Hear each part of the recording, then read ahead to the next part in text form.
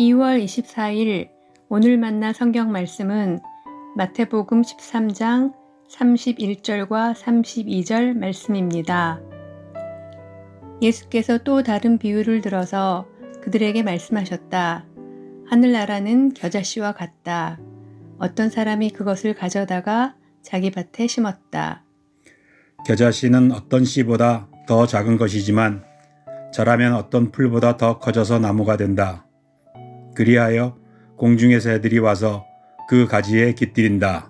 아멘.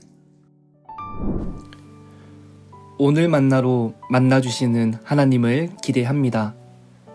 예수님께서 비유를 들어 천국은 마치 사람이 자기 밭에 가져다 심은 겨자씨 한 알과 같다고 말씀하셨습니다.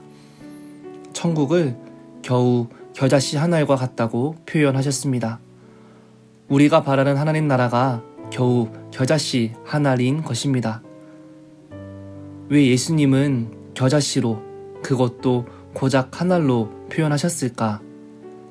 겨자씨로 비유를 드신 이유는 성경에 표현된 그대로 땅 위의 모든 씨보다 작은 것이기 때문입니다. 이 말씀을 볼 때 제 눈에 가장 먼저 띄는 것은 공중의 새들이 깃들일 만큼 큰 가지입니다. 겨자씨와 새들이 깃들일 만큼 큰 가지는 서로 어울리지 않습니다. 사람들은 좁쌀보다 작은 겨자씨를 보면서 어떻게 저 씨앗이 클 수 있을까? 자라도 새싹 정도에서 그칠 거야 라고 생각하기 쉽습니다. 우리가 이 본문을 묵상할 때 성장주의적 관점에서 해석하는 것은 잘못된 적용을 가져올 수 있습니다. 마치 작은 개척교회가 큰 대형교회로 성장하는 것과 비슷한 맥락에서 이해하는 방식입니다. 예수님께서 이 겨자씨를 비유로 말씀하신 이유는 교회 성장이 아닙니다.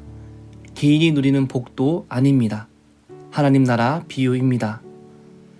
씨앗이 자라기 위해서는 어떤 조건이 필요할까요? 씨앗이 수박처럼 크고 단단해야 큰 나무로 자랄 수 있을까요? 씨앗이 화려하고 아름다워야 큰 나무로 자랄 수 있을까요?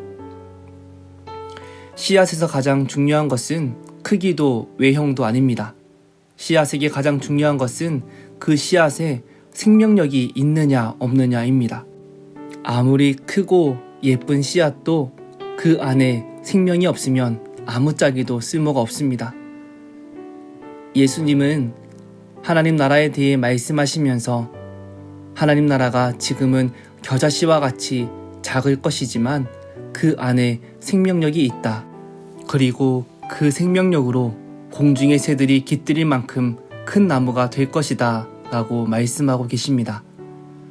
우리들은 화려한 설교나 능숙한 가르침, 프로그램들이 사람들을 변화시키고 교회를 성장시키는 것처럼 생각합니다. 그렇게 해야 하나님의 나라가 성장하는 것으로 생각합니다. 그래서 우리는 자꾸만 우리의 씨앗에 예쁜 디자인을 하려고 노력합니다.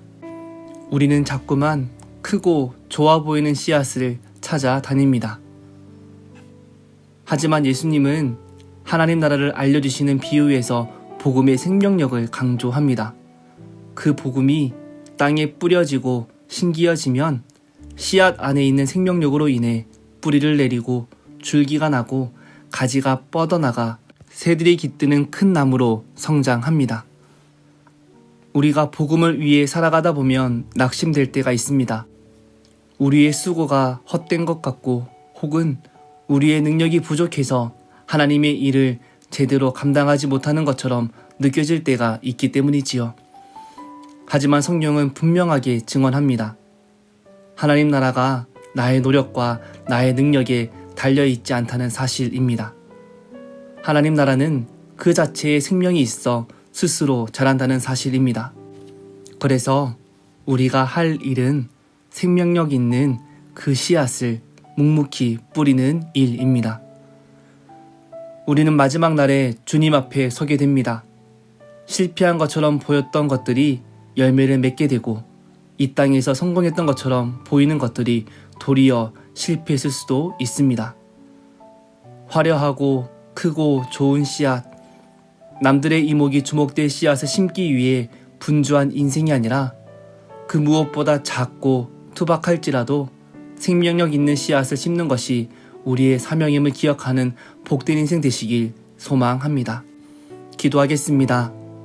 하나님 나라를 이 땅에 드러내 보이시는 주님, 세상의 관점으로 하나님 나라를 평가하고 계획하는 저희들의 미숙함과 지혜 없음을 긍휼히 여겨 주옵소서. 이미 이 땅에 임한 하나님의 나라가 얼마나 크고 아름답게 성취되고 완성될 것인지를 날마다 기억하는 지혜와 믿음을 허락하여 주옵소서. 예수님의 이름으로 기도합니다. 아멘. 이제 2가지 기도 제목으로 기도하겠습니다. 첫째, 세상의 관점으로 하나님 나라와 신앙을 바라보는 어리석음이 아니라 완성될 하나님 나라를 바라보며 하나님 나라 질서에 순종하는 믿음과 지혜를 허락하여 주옵소서. 둘째, 예배를 위해 기도합니다. 예배를 통하여 하나님 나라를 온전히 소망하고 바라볼 수 있는 은혜를 내려 주옵소서. 오늘부터 시작되는 청년마을 수련회와 내일부터 시작되는 차세대 성경학교 작년 순정 수련회를 통하여 하나님의 영광이 드러나는 예배되게 임재하여 주옵소서. 이 제목으로 기도하신 후에 개인 기도 하시겠습니다.